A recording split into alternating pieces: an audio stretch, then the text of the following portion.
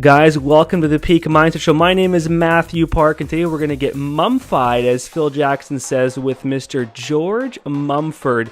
His story will leave you deeply empowered and inspired, as he was a basketball player at the University of Massachusetts, but injuries forced him out of the game, which led him into using medications to relieve his pain from injuries, which also numbed him to the emptiness he felt without the game and eventually led to heroin use.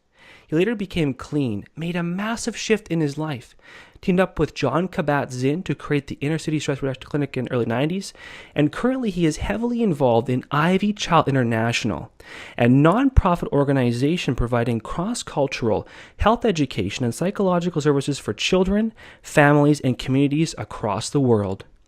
When Michael Jordan left the Bulls, the team was in crisis, and they wanted someone to teach mindfulness to a struggling team.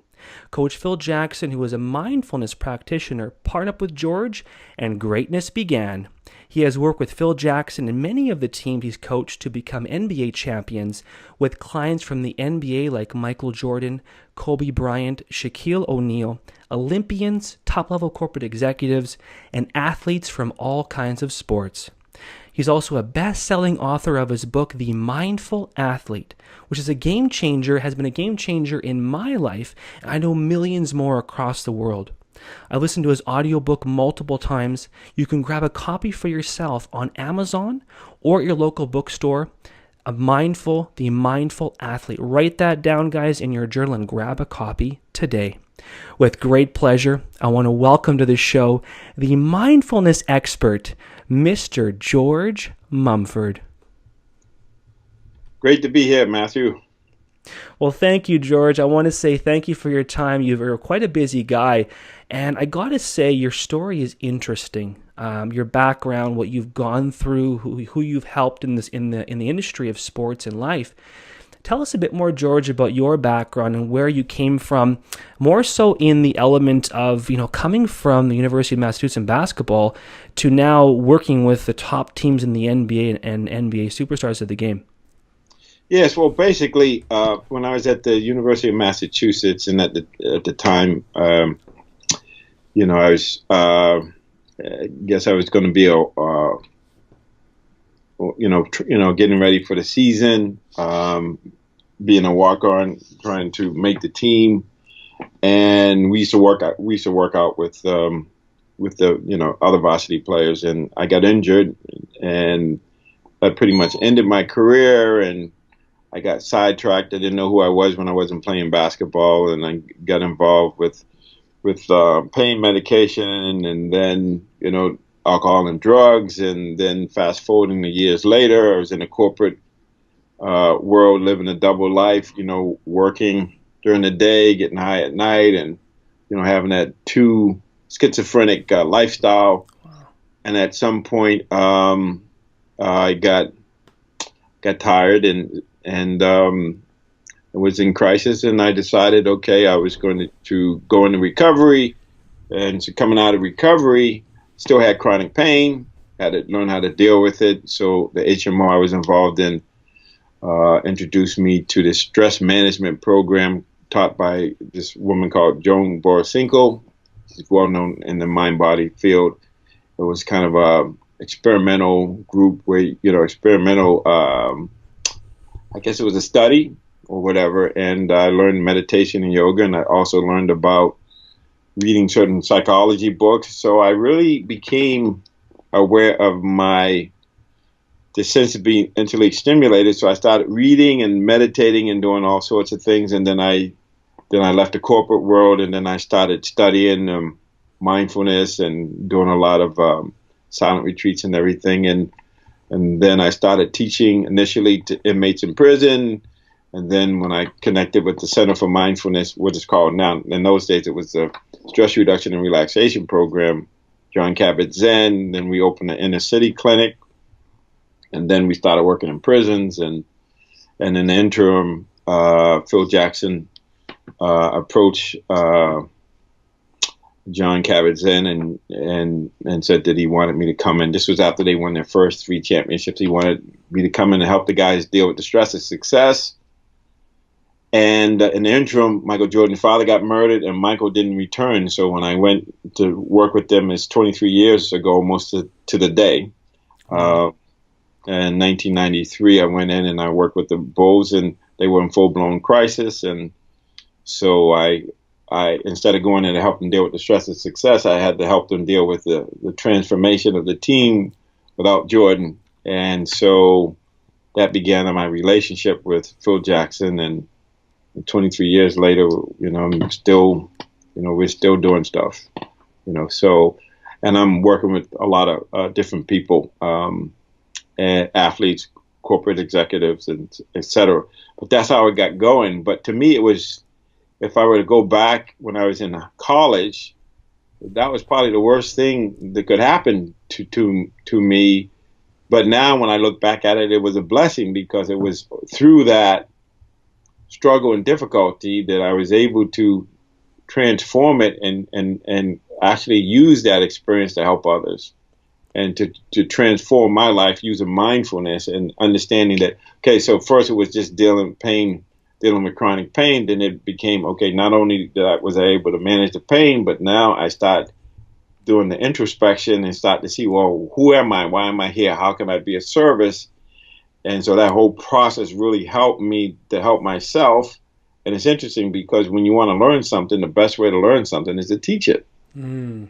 And so I've been teaching it and learning it, continue to evolve and grow. There's no static point. It's an evolution. So I would say where I am now compared to where I was 23 years ago is light years away, because I continued to use the mindfulness, and I call it pursuing excellence and wisdom with grace and ease. Wow. That's the game I'm playing right now. So doesn't matter what venue or who I'm talking to. You got a body and a mind. This is available to you.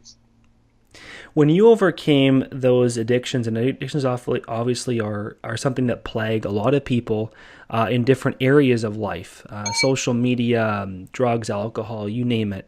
Would you say mindfulness is, in your eyes, the one contributor that helped you overcome what you were dealing with to become the man you are today?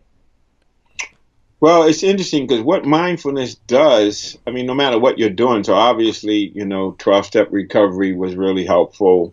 Any kind of medical support from doctors or counselors, and then community, having community, being involved in a spiritual practice, all of this stuff helps. But at the end of the day, the only time we live is in this moment. And so this moment sets up the next moment, and it ripples that way. So I'd say if there's one thing that you can do that can help everything else and make everything else easier, and that's being present for your life, being in the moment and being clear about what is going on in your mind, body, and what you're engaged in, and how you can adapt, adjust to the changing, unknown unfolding of the present moment. Is there differences in how you practice mindfulness between an athlete and an entrepreneur? No, it's because to be a mindful entrepreneur and mindful athlete, you have to be a mindful person. So you start off with your basic understanding of, from moment to moment, what am I doing? Why am I doing it? What's the best way to do it? How do I feel? Am I here, or am I focused on what's going to happen in the future? Am I here, or am I worried about what didn't happen before? That it always comes, it's the same drill. It's the same way of being, which is to be with yourself from moment to moment, internally, externally, and also being clear about your engagement with people, places, and things, the environment, relationship. We have a network of relationships. So the best way to be in a relationship is to be yourself and understand self and other interbeing, or they interbe, or they're connected. This illusion of separateness is just that. So if you can be mindful enough to realize that every thought we have has a consequence, there's a consequence of my behavior, that I am responsible for my happiness or my addiction or whatever it is, and that once I choose to do something about it, and the mindfulness helps us go from stimulus response, where there's no space to be or to transform, the mindfulness and the process of paying attention and cultivating wisdom is to create space. So within that space, as Viktor Frankl says, is our freedom and power to choose and to transform. So that's what it's about. So yeah, so if it's a CEO or someone, a manager, then the real question is, who am I, and why am I here? What am I trying to accomplish, and how can I be myself no matter where I go or what I'm doing? So that's it. It's the same for the executive as it is for the athlete. And you always need to know your strengths and weaknesses so that you can play to your strengths, and that's it. So it's not about, it's really that simple. It's really just really know, okay, what's my game? What is my leading off with the good foot? How can I be stable and confident and enthusiastic, excited about the possibilities? And am I bringing the right effort and the right emotion to what I'm doing? I mean, it's pretty simple. I mean, does that make sense? So we could talk about the domain, but the practice is the same, because you have to be present and you have to know who you are. You have to know what you're doing. You have to have a certain level of information, intelligence, and understanding of what it is you're doing and how you're going to be your best self, or how can you get to the outcome you want. Here's an application question, because I noticed when I was researching and looking at ways you've practiced meditation with players, one, you had guys lying on the floor. I haven't seen you sitting on a chair or anything yet, but I'm sure that's obviously an obvious practice. Yeah. Standing. Like, meditation, can it be done in any position possible? Yes. Now, are you familiar with the philosopher Dr. Dre? Sorry, no, I'm not. No, okay. So he's a hip hop artist, or he's a rapper. And the line in one of his songs is, I got my mind on money and money on my mind. Okay. That's a form of meditation. So whatever you hold in mind, that grows in your experience. So meditation is not just sitting in silence or the practice of mindfulness. It's mindfulness in all your postures, standing, sitting, walking, whatever, whether you're in silence or in activity. That's it. Can you be present? Can you be aware? Can you learn how to? And sometimes it's physical, but sometimes it's thinking. Okay, if you're playing, in your sport, if ice hockey is big there, right? So if you're a hockey player and you're a defenseman or a defensewoman, your idea is to keep the person in front of you. You want to, deny penetration. You want to close out under control. You want to keep them on one side of the floor. So that could be a directed thought. See puck, see man, or whatever it is. Soccer, same thing. See ball, see man. Basketball, see ball, see man. So there's always the basic fundamental principles that just by thinking about it or having a thought of what you're doing, it's directed. It directs you to where you want to go. Be here now. It's okay. Move. So there's a way of relating, asking questions, and relating to your experience where it refocuses you, or you can restart or reset. Okay. So here's something, because you've worked with a lot of basketball players, professional athletes and Michael, the best of the best, and other Olympians and so forth. I want to ask you a question about weightlifting and Olympic lifting. Yes. My industry is bodybuilding and powerlifting, and at the highest level, how would you teach mindfulness in that practice of sport? Okay, so I'm going to rely on Arnold Schwarzenegger for that one. Okay. Everybody knows Arnold Schwarzenegger. He was obviously a bodybuilder, you know that. I remember him saying that one conscious lift is worth 10 unconscious lifts. Mm-hmm. So it's really about being in your body and feeling the activity as you're doing it, but also you're having confidence, and also just not entertaining any self-talk that has to do with can't do, unless it's directed self-talk, like this is going to be great, you got this, or, push, or, it's okay. So it's really more about, it's like anything else. It's like if you're present and you're conscious, and you have to figure out how to let your body do the work without you thinking about it. Because when you think about it, if you're tired, it's like, let's just think about when you're tired, a little hill looks like a mountain. Yeah. True. It's the same weightlifting. If you think it's too heavy, it is. Right. So Right. more about, well, I don't know. And sometimes it's better not to know what the weight is and just go up there and just lift it. Right. Okay. Now, here's a Does that make question. sense what I'm saying? That makes sense, and I want to work off of that. But it's very interesting what you're saying there, George. What if? Okay, because obviously you know the brain pretty well from all the years of practice you've been doing in psychology and so forth. So, does it impede performance to have music, listening to music when you're performing, whether it's in the gym or whether it's on the field? Or does self talk more powerful than the right kind of music? Can you explain that a little bit? Yeah. So the music, so people are different. So here's the thing. Some people, if they have ADD or dyslexia or whatever, some people like having background music, or they could even be, you know, could have Asperger's Hmm. syndrome or whatever. My way of looking at it, when I think about the athletes, and I work with all sports, some of them like to warm up or before the game they listen to music. Other people need silence. I think it's more apropos to what works for you, what helps you to Ah. be more focused, what helps you to get into your game mindset. Okay. So it's that. But when it comes time, if you're performing, you can't have the music on because you won't hear the instructions and you won't get the audio cues you need to get. And Mm-hmm. plus, it's just more noise and clutter. When you perform, you want no noise, no clutter. You want silence. You want stillness. You want to come out of that quiet place within. You want to come out of that place of rest.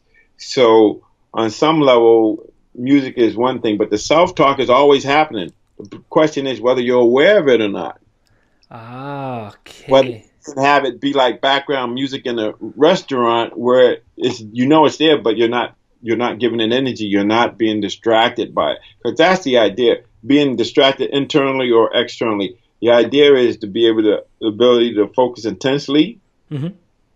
in the here and now, and then expand. So your duration of focus is expanded, but you're seeing things, and a lot of times, even though you're not just seeing with the eyes, you're seeing with all of your sense doors. Sometimes you just know things, and if you watch people, especially baseball or whatever, you can see the body moving towards where the ball's going to go. How is that possible? Soccer, same thing. It's like if you're a goalie, you're reading the body language of whoever's doing a free kick, and your body is already moving. But if you're thinking, or if you have music playing, you're not present. And so when you're present, Ah. so in my book, when I talk about the eye of the hurricane, so when you're coming out of the eye of the hurricane, even though there's all this turmoil going around, you're in that center where there's quiet, peaceful, there's ease. And by coming out of that space, you can see things. And it's not kind of, there's an innate intelligence in that silence.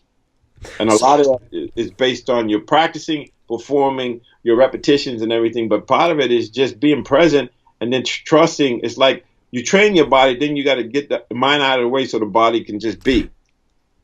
Does that make sense? yeah, that's very interesting. So are you saying that here's something I want to ask you. So if a player is going on the court or going into the gym and they just have earphones in that kind of I'm going to say block all the noise out for quietness, would you say that's actually probably more powerful and into training your mind to be present for the activity? You know what I I, mean? to me, I can only talk about what works for me personally, Yeah. and for other people, it's different. But I know this: you can do all that stuff, and some people you can do it with the earphones. Sometimes the earphones just keeps you locked in, and there's a rhythm. Like I had a roommate that he liked to listen to music. It used to help motivate him, prep him up. So there's vibrations from the music, and it can probably get you, whatever your ritual is. The ritual needs to be a ritual that gets you ready to perform. It gets you in that performance mode, that mindset where you perform better. And so people have different rituals. So I don't judge it. It's up to the individual. This is what's really exciting and really frustrating for people. They want a canned answer, or they want either this works or that works. And I'm saying to you, you can talk about the content, but it's the context in which it's offered, and it also depends on what works for the individual. And this is where the know thyself or self awareness of is really important, because you have to know by trial and error what works, what brings out your better self, what helps you to be more focused. That is something you have to. That's internal to you, Okay. and only you know. But you can't. You might emulate somebody else, but at some point you got to do what works for you. And Right. what I'm saying is, when you're mindful and you're in that space and you're paying attention, it'll express itself. Right. Now I see what you're saying. Okay, I got you. I got you.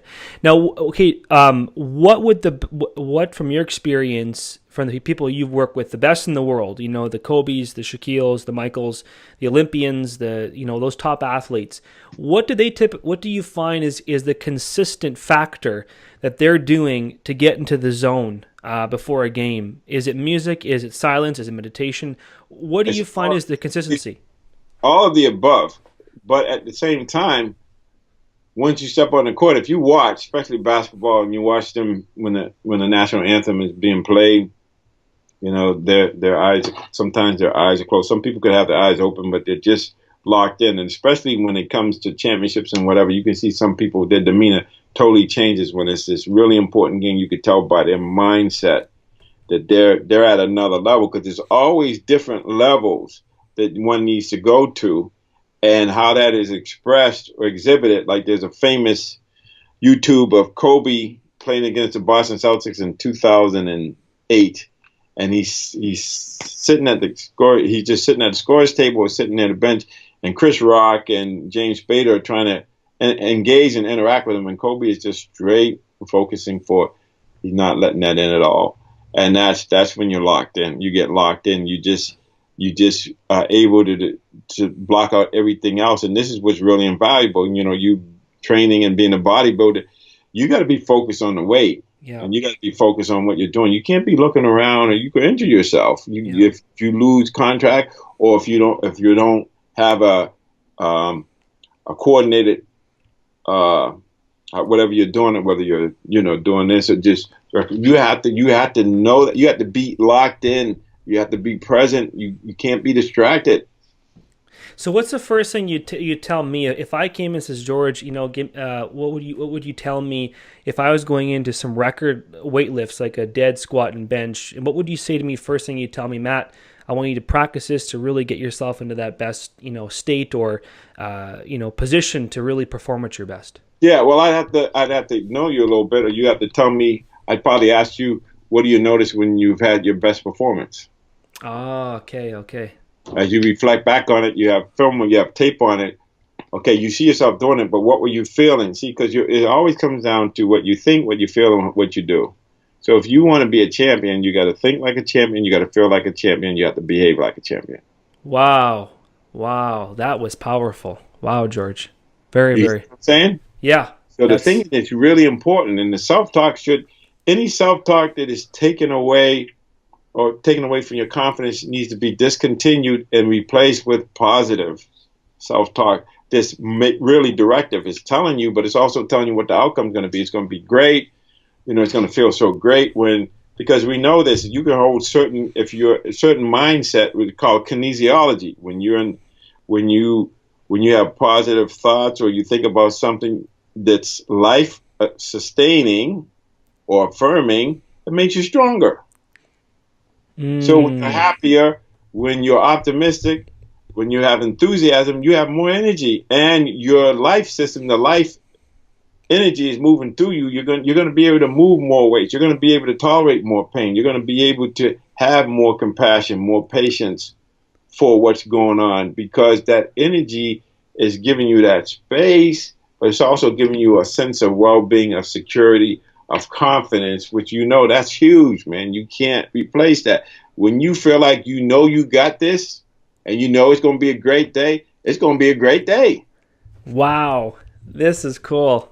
Okay, so George, would you still suggest to me, Matty or Matt, spend 20 minutes doing meditation or mindfulness practice, regardless, to ensure that you're in a conscious aware state, Yeah, but it's not only just being in a conscious aware state. You want to practice so when you're in competition or whatever, you're in your body. You just take one in breath, one out breath, and you're right there. So part of it is having the mindset. So if you do in the morning, you go through the day with this ease, with this rhythm, or whatever. Some people are night people, so they have more energy at night, so they might meditate at night. So you have to figure out, but it's really, and it's not just sitting in silence, it's sitting and reflecting on what am I doing? What is my goal? So if your goal is to lift a certain amount of weight, then you got to reflect on what's the process that's going to get you there. So you have to have a intense burning desire with the intention of succeeding, and then doing all of the skills, knowledge, and development work. So you think of the process as learning, practicing, and performing. So you learn Wow. something, you practice it, you do your skill development, you build up, you just don't lift, you're doing other things so that you can lift. Technique is really important. Mindset is important. Uh, Tactical is important. Strategy is important. All that stuff's important. So you do all that stuff before. So then when you step up to do whatever you do, there's nothing there but you and your body. And then all of that stuff, you let all of that training you do express itself. But if you're thinking about it, then, like I say all the time, if you're focused on how you're doing, you're not focused on what you're doing. Wow. So what you're saying is all that work before is basically the programming of the nervous system. So when you go into the game, it just happens. That's right. It's automatic. You don't have to think about it. Wow, that really hit home. That's really powerful. That makes so much You get sense. what I'm saying? And here's the funny thing about it. You've done this before. Yeah, yeah. And so now I just reminded you, and when you go back there, you say, yeah, that worked. Yeah, that makes sense. You get what I'm saying? So a big part of mindfulness, like people say to me all the time, here's how they characterize me. I have a tremendous grasp of the obvious. Okay? You're coming out of the screen to me over here, George. Yeah, you get what I'm saying? A tremendous grasp of the obvious. Oh, wow. That's interesting. We have this baseball player who passed away last year, Yogi Berra. He said you can see a lot just by observing. So that's the key. The key is how do we just watch, because we learn by trial and error. So we have to create this ability to be uncritical in our observation so that we're not identified with what's happening, but we're observing it and we're seeing it in a way so that we learn from it. But part of the challenge is you may have to see it thousands and thousands of times before you get it. Wow. So, okay, are you saying this is actually visualization then? So if you're visual, it'll be that way. I'm kinesthetic, so it'll be a feeling. I'll get that when I do it right, I'll feel it. Oh, If you're visual, you'll see it. If you're auditory, it will sound right. So the first thing you gotta know is how do you learn? What's your motives for taking in information? okay. That's a good question, George. My goodness. This is where the self-awareness keeps coming back, or the self-knowledge is extremely important. My number one would be visual. Okay, so you visualize it, and so you visualize it, and you visualize it. But here's what you do when you visualize. There's different kinds of visualization. But can I say one thing though, George? I still struggle though with staying focused though during the visualization though. Sorry to cut you off. I'm sorry. I just No, you wanted didn't to share that with That's you. good. Yeah. Okay. That's why you can't just jump into visualization. You got to be mindful and have a positive mindset so that you're able to visualize and be present. See, because if you're distracted by too much desire or too much discontent, you're not present. So you gotta make peace with all that stuff. So you step up, and so one way to look at it is, I would say to you, what do you call the place? Is it the gym where you do your work? My place is in the place where nobody is. Okay, no, but I mean physically, where you do your weight training or whatever you do. It's always in a squat rack. Okay, so that place is the place of enlightenment. Oh, wow. So if I was a basketball player, it would be the court. If I was a soccer player, it would be the pitch. Wow. That From is a so baseball cool. player, it would be the diamond. The baseball diamond. So from in the field, so you say this is the place of enlightenment. This is the place where you can let go of all that stuff. This is your sacred space, dude. It's your sacred space. So all this stuff, everything from yesterday's history, everything tomorrow's a mystery, everything is right now, right here, right now. You come in, you forget about everything, and you need to be fully engaged in what you're doing in that moment, and that's joy in and of itself. Oh my goodness, George, this is so powerful. Wow. I'm You get almost what I'm saying? speechless. I think you should run this podcast show. Yeah, yeah. Thank So you, anyway, George. I know we're getting late on time because I can keep going, but Oh, I think I give you enough to chew on for a little bit. that was But incredible. so my book you got, I would suggest that you read it multiple times, and the chapters are set up so, like, say, if you're feeling not a lot of confidence, you might focus on the chapter on trust. If you're kind of your effort is too sluggish or it's too intense, you might focus on the concentration piece and the effort piece. And then if you're cynical, like I said, you do the trust, but then if you become polyamorous, then you got to go to insight. So you got to Huh. balance all of those spiritual powers. That's where your power comes from, and that's where you start to be able to balance your effort with poise, your your faith with insight.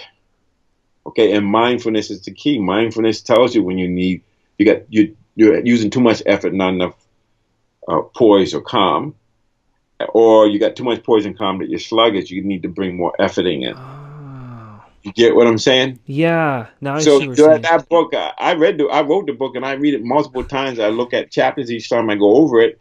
It's called circular learning. You'll pick up a little something because you're different. It's different. And your need is different, and so you'll pick something up. So the book becomes a meditation. Huh. So a lot of people read it once. Oh, I got that. No, it's not like that. You read it once full, but then you keep going back to, okay, this is what I want to enhance. So you go to that chapter and you read that. But the mindfulness is what covers everything. You got to learn how to be like water. Okay, Yeah. Bruce Lee says you just go with the flow because water. That's how it wears down rock and everything. It's just you just steady. You just move. Okay, so you go around this way. Life throws something to you. You accept it and then you move with it. You Huh. live with it. But that's why it's important for you to know who you are, how you operate, and what you want. Huh. That's the first question I'm going to ask you when I work with people. What do you want? Hmm.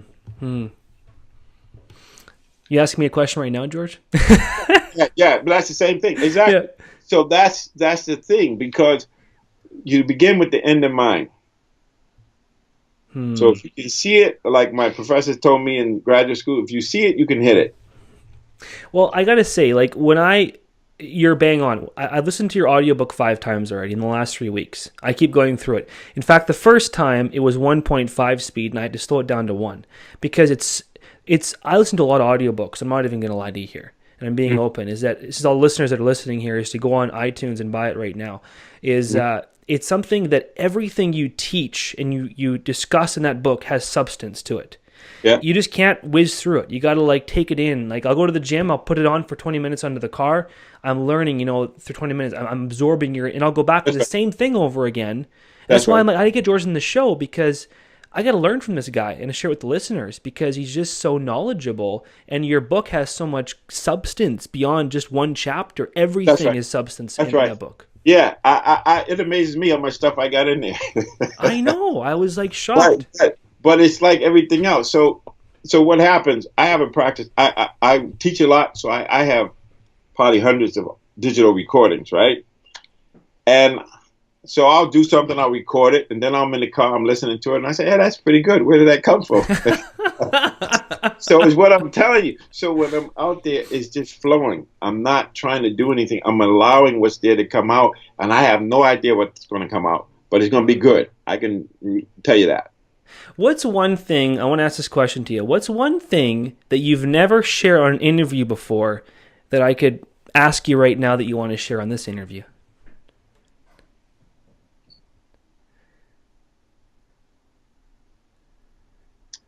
Kind of That's putting a, you on the spot, George, but no, you're not putting me on the spot because I'm going to turn it right back around to you, and that is, what is the answer to that question from your vantage point? oh, Oh, wow. About me. yeah, you're asking me, but maybe you're really asking yourself. Hmm.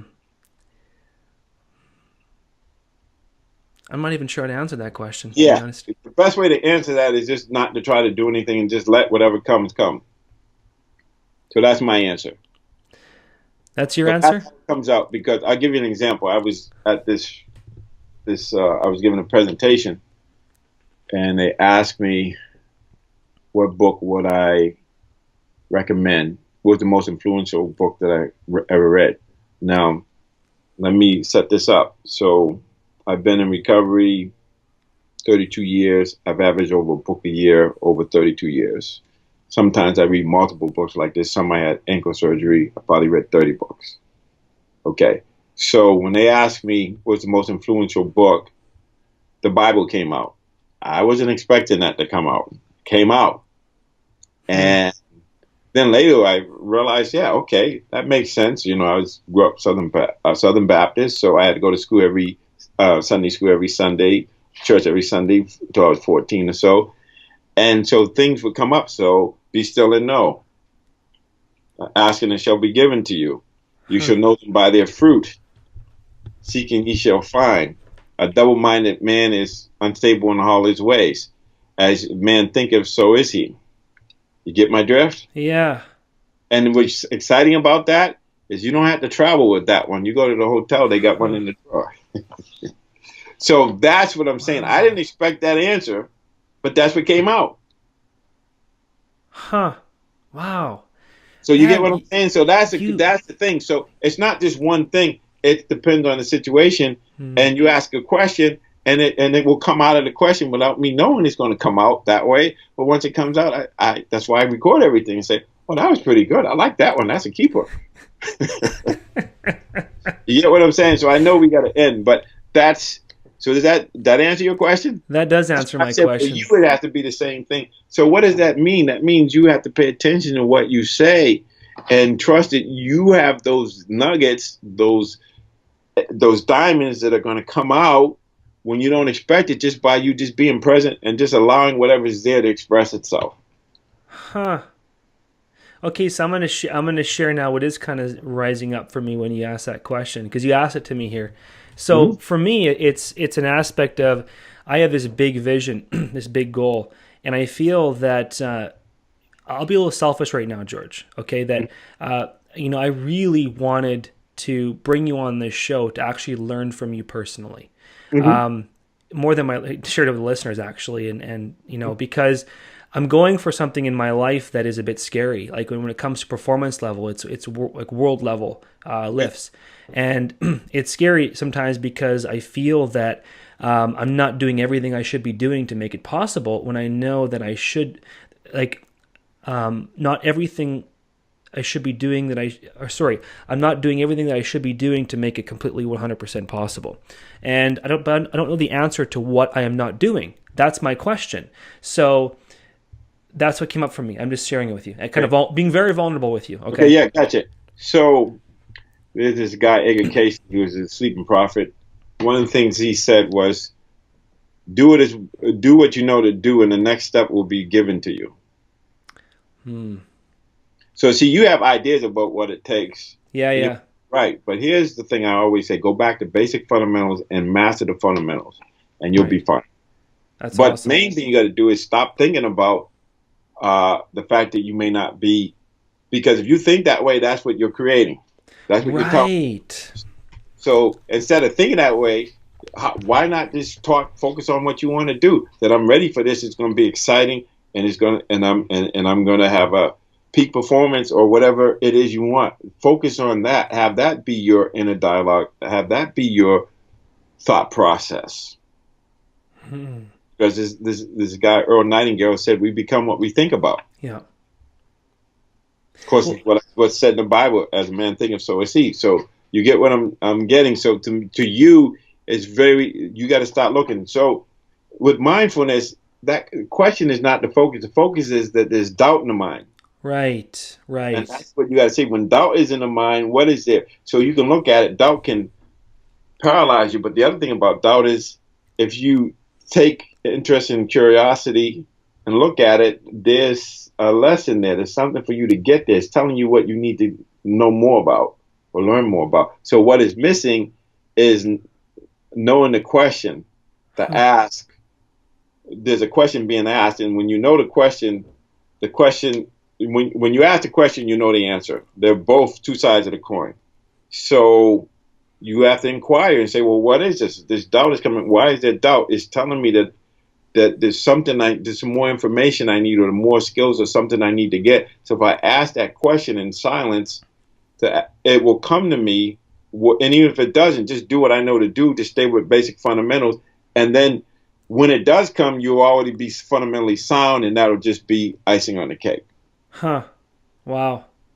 I could sit here and talk to you for hours, George. I know we have to run things up here, but you get what I'm saying. So you get that. And here's the funny thing about this. I had no idea what you're going to ask, and I have no idea what I'm going to say. Yeah. Okay, but I know it's going to be good. But that's what I'm asking you. I'm suggesting to you too, is you do your training, you do everything, dot all the I's and cross the T's. But then when the time comes, just be present and allow what you've learned and practiced to express itself. Powerful. Okay. Wow. Thank you, George. That was very. Yeah, good one. So if you want to send me a copy of this or whatever you can do. Oh, it's gonna be live on a podcast show. Well, send me when it's gonna be on. I will, and I want everyone on here listening, guys, to go check out George's book, The Mindful Athlete. If you have your phone right now, grab your phone and buy the audiobook on iTunes right now. Trust me, guys, it'll be worth every penny you spend, or the book on Amazon or a local bookstore. George, thank you so much for your time. I just really appreciate every word you've expressed and kindness you generated for myself and also the listeners. So thank you, George. Okay, you're welcome, Mathew. Have a good one, man. You guys all have a great day, guys. Thanks again. Yeah.